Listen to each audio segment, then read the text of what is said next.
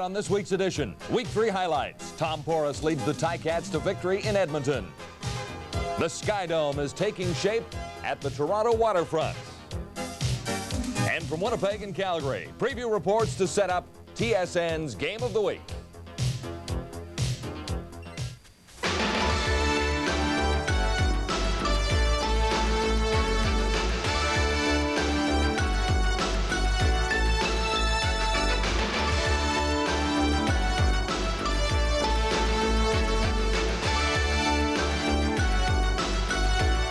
TSN CFL Report. It's our game around here, brought to you by Carling O'Keefe Brewery. Hello, everybody. Welcome to TSN CFL Report. Week 3 is over. The Blue Bombers remain unbeaten, and the Tiger Cats are finally on track after knocking off the Eskimos in a thriller in Edmonton. Weekend results mean some slight changes in the CFL standings. In the East, it's still the Bombers on top now at 3-0. Ottawa stands second at 2-1. But the Tiger Cats slipped by the Argos after their first win of the year. The Argos last with 1 point to show for one tie. In the West, it's Edmonton and BC with 4 points each, but the Lions are 2-0 after a week off. Calgary is next at 1-3. The Riders had a bye as well and remain with a single point to show for 3 games. The highlights of Week 3 and Leif Pettersson's preview of what's ahead later in the show. First, though, Peter Watts and the CFL Notebook. A $2,500 fine and a 1-game suspension has been handed out to Saskatchewan defensive tackle James Curry. The penalty results from Curry's hit on John Kangemi in the 4th quarter of the game between the Riders and Toronto, July 4th in Regina. CFL Commissioner Doug Mitchell has warned Curry that further similar incidents will result in more severe penalties. Earlier this year, Curry was fined $2,000 after then Montreal Alouette quarterback Brad Taylor was hit during an exhibition game in Ottawa. Curry at the time was playing for the Eastern Rough Riders. Curry will miss Saskatchewan's game this Sunday in Ottawa, but will be eligible to return the following week. On a more positive note, the season to date has produced an awful lot of offense. Scoring is up an average of 23 points a game over the same period of a year ago. Nowhere is that more evident than in Winnipeg, where running back Willard Reeves is on a pace equal to his form of 1984. That year, he rushed for 1,733 yards. Already, he's picked up 377 yards in 3 starts this season, including 117 yards rushing against Calgary last Friday. And he must be looking forward to Thursday's return engagement at McMahon Stadium. Calgary's defense against the run is the worst in the CFL. On the other hand, the Bomber defense has been awesome. Tyrone Jones is already writing the kind of resume that is submitted for Most Valuable Player nominees. Jones understands his role in the Bomber defense very well. Just to try to get in the backfield as much as possible, cover the backside of the backfield, and do a good job in my zone drops. I want to try to rattle Johnson early. As you know, last year, he got into a talking war with me last year, and I think he kind of lost his composure, and he threw a few interceptions in the late part of the game. So I'm going to try to do the same thing again this year. In Edmonton, Brian Kelly is off to a great start in his 9th season in the league. He needs 1 more touchdown catch to tie Tommy Scott's all-time CFL record of 88 touchdown receptions. Kelly will be challenged to equal that task Saturday night when the Eskimos face the Lions in Vancouver. On the other hand, the Lions will have had 16 days rest by the time they play Edmonton. Given the green and gold performance against Hamilton, BC's wide receivers Ned Armour and Jim Sandusky, along with quarterback Roy DeWalt, must be looking forward to this game. The Lions will likely start defensive tackle Brett Williams on Saturday. He's been working out with the team after being picked up from Montreal. Williams is big and very quick, and the Lions think he'll give them a bit more strength than the man he's replacing, Benny Jones. Jones, however, will remain a capable backup. Speaking of Hamilton, Tom Porras came within 11 yards of breaking Joe Zuger's 25-year-old club record for most passing yardage in a game. Eskimos had been concerned about their pass defense since training camp. Rightly so, as it turned out. Porras picked apart the green and gold for 464 yards and 3 touchdowns last Sunday. Porras was named the player of the game and was obviously elated with his own effort. Well, we had all the incentive in the world. Every time we play Edmonton, they're a great team, an excellent class team, a great field to play on. We haven't won in this stadium for I don't know how many years. Every time I read in the paper when they were going to say the years, I just blanked that out of my mind. I just said, hey, we're going to take one play at a time, 1 quarter at a time, start out fast, and here we are. Ticats have some problems, however. Slotback Rocky DiPietro suffered 2 broken ribs in the game against Edmonton and won't likely play again for a while. His place will be taken by Jacques Chapdelain, recently acquired in the dispersal draft from Montreal.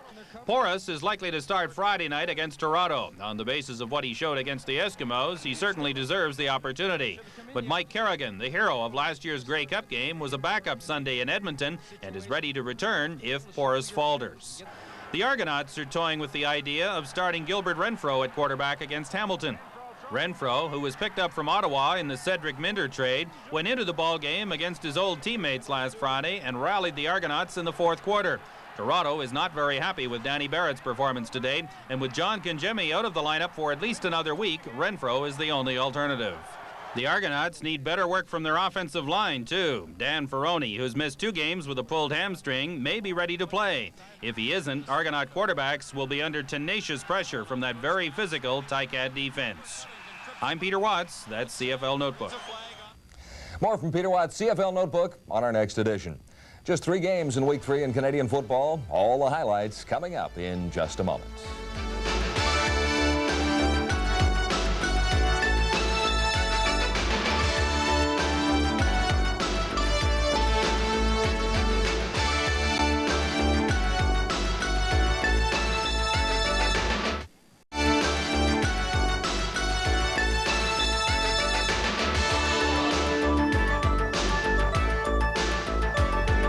Welcome back to the CFL Report on TSN.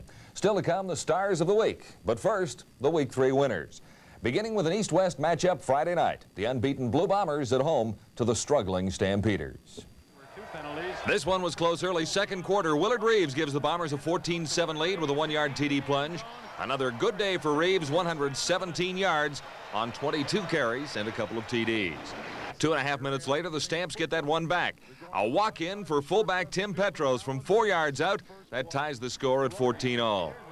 The Winnipeg defense had a big day. 8 quarterback sacks. Delbert Fowler gets 2 points for this one late in the second quarter. The Bombers led 24-15 at the half.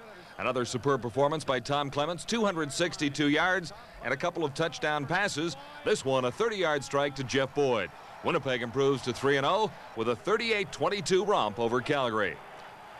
Saturday at Lansdowne Park in Ottawa, where the game between the Argos and the Riders lived up to its advanced billing. A close contest all the way. Ottawa quarterback Todd Dillon put on a great show. Dillon good on 29 of 41 passes, 402 yards, 40 on this touchdown pass to ex-Alouette Gerald Alphin. The Riders in front 21-9 at the half. Third quarter, Ken Clark back to punt, but Argonaut rookie Jake Vaughn breaks through to block it. Vaughn recovers in the end zone. Ottawa's lead cut to 21-16. Toronto trailed by 10 points into the final quarter, but came back to tie it on a 36-yard touchdown pass from backup quarterback Gil Renfro to wide receiver Ken Joyner. Joyner a great catch in tight coverage, and it's 27-all late in the fourth. Just under 3 minutes left when Dillon finds Alphin in the end zone once more, this one from 14 yards out. That was the difference as the Riders hold on to top the Argos 34-27. Sunday, the second half of a home-and-home series between the Tiger Cats and the Eskimos. Round 2 at Commonwealth in Edmonton. An early sign of things to come, third-string quarterback Tom Porras tosses 34 yards to Steve Stapler. The Tiger Cats into a quick 7-0 lead. But the Eskimos come right back. Matt Dunnigan spotting Brian Kelly in the end zone. That's TD number 87 for Kelly, just one short of the all-time CFL career mark held by former teammate Tom Scott. Edmonton led 17-16 at the half. Third quarter, Porras brings the Tiger Cats back with this pass to Earl Winfield. Some nice moves by Winfield as he turns it into a 58-yard romp for a touchdown. The Tiger Cats back on top by 3, 23-20. Porras finished the day with an amazing 464 yards and just 28 completions, and Hamilton gets revenge for a previous week loss with an impressive 40-30 win over Edmonton. A good game at Commonwealth on Sunday. The Tiger Cats look sharp at last, and the Eskimo loss sets up a battle for first place in the West this weekend with Edmonton at BC Place against the unbeaten Lions. More on that coming up with Lee Pedersen, but right now, the TSN Stars of the Week. From Friday's contest in Winnipeg, linebackers James West and Ty Jones led a Blue Bomber defense that held the Stampeders to just 92 yards of total offense.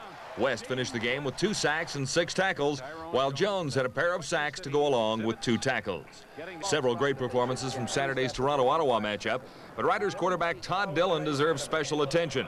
The former backup to Doug Flutie with the USFL New Jersey Generals completed 29 of 41 passes for 402 yards and 2 touchdowns, leading Ottawa to their second win of the season. Finally, from Sunday's game between the Tiger Cats and the Eskimos, Hamilton quarterback Tom Porras made the jump from third stringer to starter in style. Porras shredded the usually tough Eskimo defense for 464 yards on 28 completions as the Tiger Cats came back to defeat the Eskimos in Edmonton.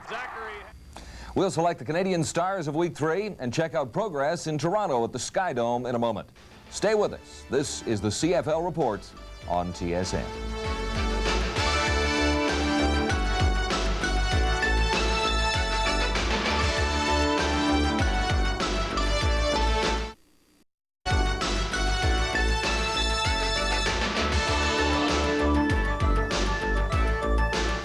Hello again. Welcome back to this week's edition of the CFL Report. Still ahead, Leif Pettersson picks the Week 4 winners. And right now, TSN's Canadian stars from Week 3. Honorable mention goes to Toronto defensive back Jake Vaughn. The rookie from Bishop's University blocked Ken Clark's punt and recovered it for his first career touchdown in the CFL. This week's runner-up, Ottawa place kicker Dean Dorsey. Against Toronto, Dorsey kicked 4 field goals and added 3 converts, 15 points. The U of T grad currently leads the league in scoring with 44. TSN's outstanding Canadian for the week, Hamilton slot back Rocky DiPietro. The 9-year veteran from Ottawa caught 8 passes for 156 yards against the Eskimos Sunday. DiPietro currently 6th in league receiving, 18 catches for 269 yards. Thursday, our CFL Game of the Week on TSN comes to you live at 9:30 Eastern from McMahon Stadium in Calgary. The Bombers try for their 4th straight victory. The Stampeders are looking for their 2nd. In Toronto, Argo fans are looking for more from their team. A victory would be nice against the Tiger Cats on Friday. 2 years from now, half the games in that Argo-Tiger Cat rivalry will be played indoors under the Sky Dome. And everyone is looking forward to that. Len McLeod considers this project the highlight of his 20-year career in heavy construction. He's in charge of more than 350 workers who are putting in 6-day work weeks to get the dome ready. And there's enough work done for the football fan to visualize what a game will look like. You wouldn't be too far off the 50-yard line by saying you're down here where this blue crane is pouring concrete at the moment. But if you go off to the left where the poor guy is going to be sitting, the seats aren't quite there yet. But we're not far away from it. And you were telling me that one of the features of this stadium is the fact that it has 17,000 seats that move depending on the kind of event that you're having in here. That's right. You can switch from baseball to a football mode, and there's 17,000 seats will move from one mode to the other.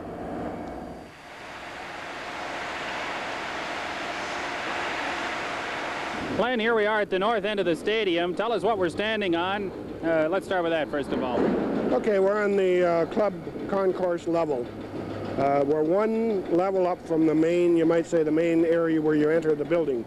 You enter the building from the Esplanade level. So we're on the club level, which is your, you can see your club seating here off in front of us.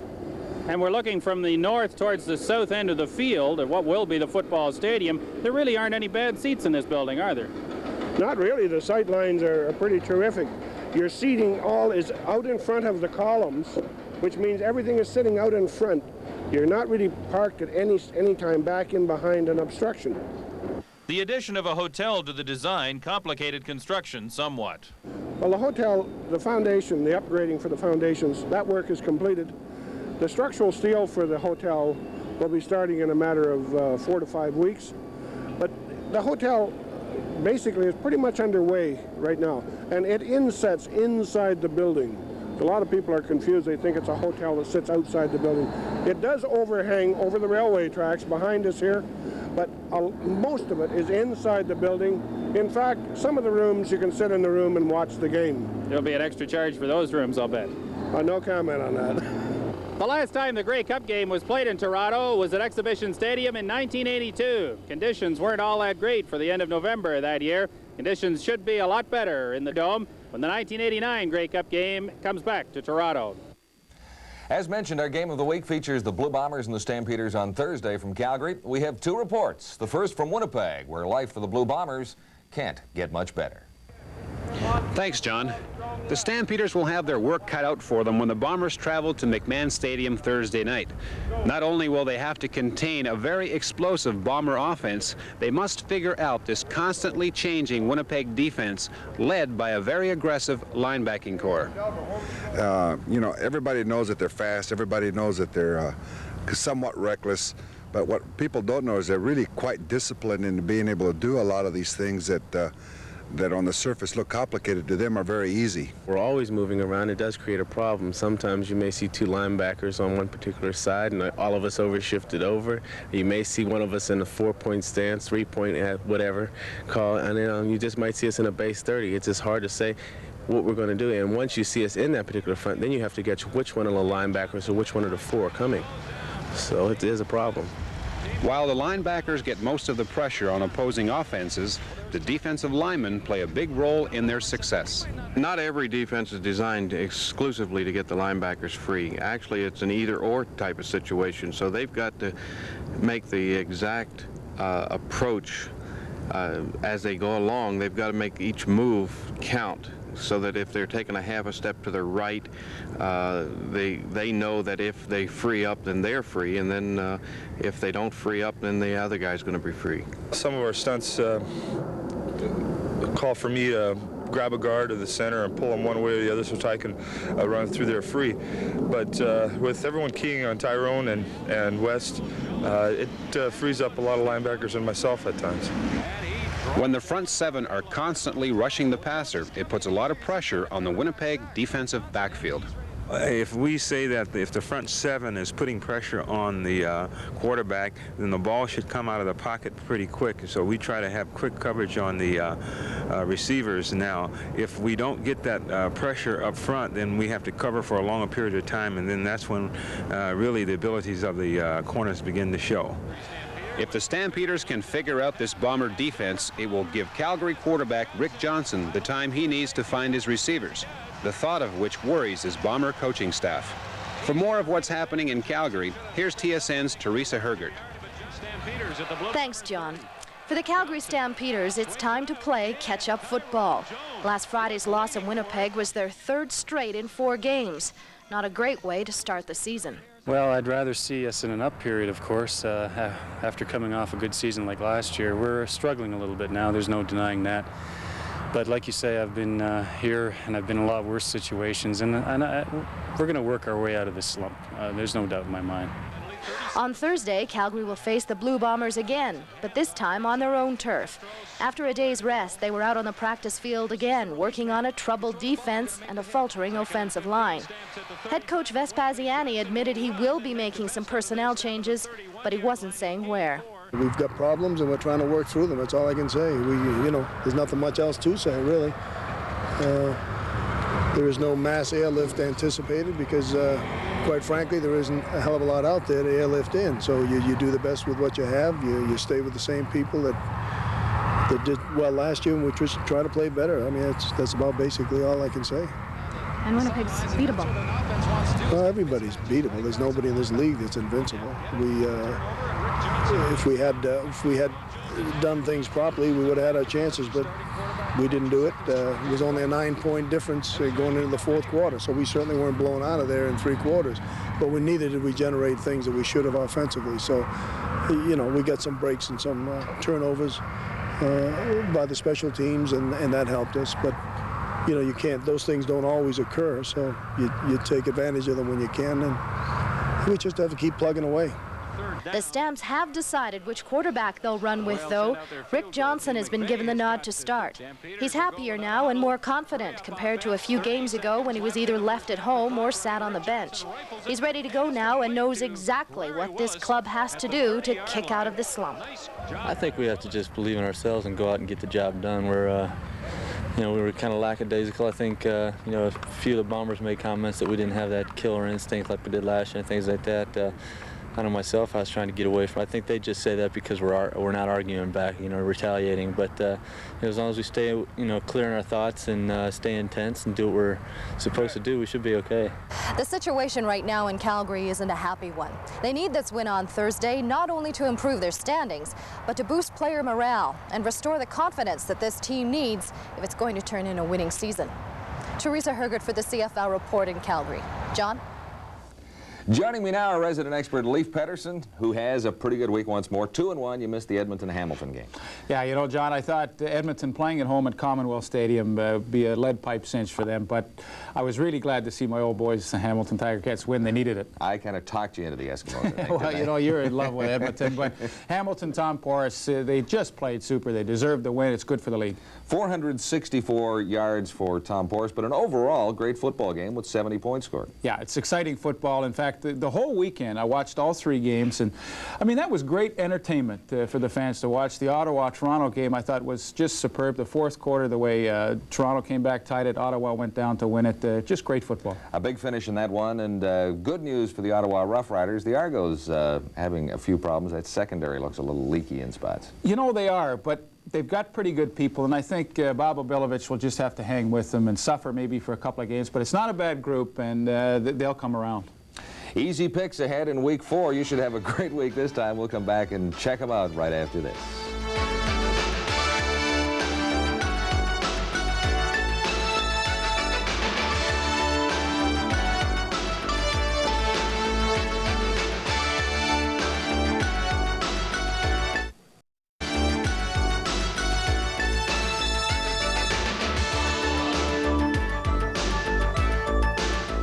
Welcome back to the CFL Report on TSN. Leif Pettersson is 9-2-1 and a chance in week 4 to improve that record dramatically. Easy week. After this week, I'll be 13-2-1, no problem. No problem. 4-0, guarantee it. Guarantee it. These games are easy to pick. You obviously don't like the Calgary Stampeders in our game, and it's pretty tough to rate them against the Blue Bombers. You know, I was tough on them last week, and nothing's changed. They were so good last year. I don't know what's missing this year. Ken Johnson just hasn't come around. The team is lifeless. They're just not playing the way they can. Let's check out the X's for the Winnipeg Blue Bombers in this one, and down the left-hand side you'll see it. Bombers everywhere, rushing, passing, and on defense and the special teams as well. You know, Calgary needs a win at home, but with Winnipeg coming in there, Winnipeg's still my team to win the whole thing, and there's no chance. Toronto-Hamilton is the matchup on Friday. Now this, under most circumstances, should be a pretty good football game, but the Argos suffering a little bit from too many changes, I think. Well, I think they had far too many changes in the defensive backfield. Now, I think they're good changes, and they will benefit from it in the long run, but they're going into Ivor Win. Toronto calls it Never Win Stadium, and that's the way it's going to remain. And for Hamilton, a good showing last week, and they'll likely carry that on into home turf this weekend. I couldn't believe Tom Porras. I mean, here's a guy who's third string, and he steps in there like he's been running the offense for 5 years. He looks super, and he'll continue to do so. He's got confidence. He's cocky, and boy, a quarterback has to be like that. Only the special teams get an X from Leif Pettersson this week for the Toronto Argonauts. The Tiger Cats dominate in every other category. Yeah, they will improve their record to 500 after this week. Saturday in British Columbia at BC Place, the Eskimos and the BC Lions for top spot in the Western Division. And I know you're not going with the Eskimos after they let you down last week. Well, I know I break your heart because every week you like Edmonton and you always hope I pick them, but I just can't do it. BC 2-0, they're playing at home. They got the big beach party going there on Saturday. Should be a great afternoon, and they'll come away with a deuce. Now, the Lion layoff, no factor at all? I don't think so. Glenn Jackson will probably be back in the lineup, and they got the great defense. Roy DeWalt's a super quarterback. 2 points. Leif likes the BC Lions in this one. The passing game might go to the Edmonton Eskimos, but everything else... Well, it's a saw-off on the passing game. Matt Dunnigan, Damon Allen, they're great quarterbacks, good receivers on both sides, but at home, BC will remain undefeated. Final game of the week, the Riders versus the Riders, this time in Ottawa. Saskatchewan needs a victory. They need it, but they're not going to get it. Ottawa, I mean, I can't believe the turnaround in 1 year. Fred Glick, Paul Robson, give them full marks because this team was exciting last Saturday night. They played super. Todd Dillon is emerging as a fine quarterback, and they'll continue their winning streak. The X's down the right-hand side for the hometown Ottawa Rough Riders give Saskatchewan a slight nod in the rushing game. Yeah, I had to give them one X because they used to play for them. Yeah, because he used to play for them. Bill Baker's a good friend of mine, but Ottawa will win at home, easy. Okay, Leif, that wraps up this edition of the CFL Report on TSN. Be with us Thursday when the Blue Bombers and the Stampeders get together at McMahon Stadium in Calgary. Kickoff time 9:30 Eastern. Join us for that one, and join us in 7 days for the CFL Report on TSN. Thanks for watching.